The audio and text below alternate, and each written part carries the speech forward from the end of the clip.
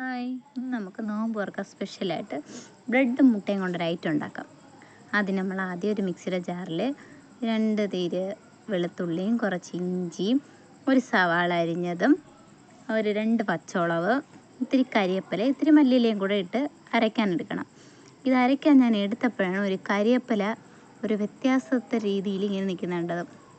എന്താ ഒരു ഇതളിൽ തന്നെ ഒരു 2-3 ഇതായിട്ട് നിൽക്കുന്നത്. നിങ്ങൾ സൂക്ഷിച്ച് നോക്കിയാൽ അത് നിങ്ങൾക്ക് കണ്ടാൽ മനസ്സിലാവും കരിവേപ്പിലയുടെ ആ ഒരു വ്യത്യസ്തമായ രീതി. എനിക്കത് കണ്ടപ്പോൾ എന്തോ ഇതുപോലെ തോന്നിയുകൊണ്ട് ഞാൻ ഇതിനകത്ത് കാണിച്ചു തന്നേ ഉള്ളൂ. സൂക്ഷിച്ച് നോക്കിയാൽ മനസ്സിലാവും അത്.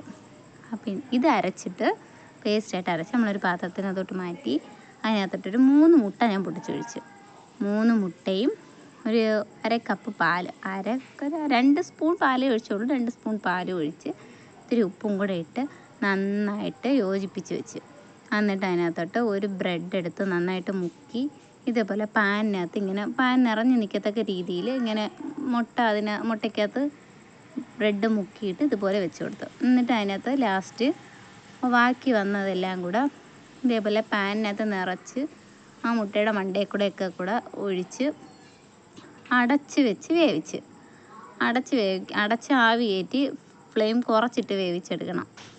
ഞാൻ ഇത്തിരി അല്പം കൂട്ടിയാണ് വെച്ചത്, അതുകൊണ്ട് അടിഭാഗത്തിൽ പോലും കരിഞ്ഞു. എന്നിട്ട് വേറൊരു പാൻ ചൂടാക്കിയിട്ട് ആ പാൻ എടുത്ത് ഇതിൻ്റെ മണ്ടയിൽ ഇങ്ങനെ അടച്ച് വെച്ച് തിരിച്ചിടണം. ആ മറ്റേ പാനിനകത്തിരിക്കുന്ന സാധനം തിരിച്ചിപ്പുറത്ത് ഇതിനകത്തോട്ട് വരും. അപ്പോൾ ഇതേപോലെ വേവിച്ച് അപ്പുറം സൈഡ് വേവിച്ചെടുത്തിട്ട് സെർവ് ചെയ്യാം. നല്ല സൂപ്പർ ടേസ്റ്റായിരുന്നു. തിന്നാൻ നമ്മളിഷ്ടത്തിന് കട്ട് ചെയ്ത് മാറ്റിയെടുക്കാൻ പറ്റും.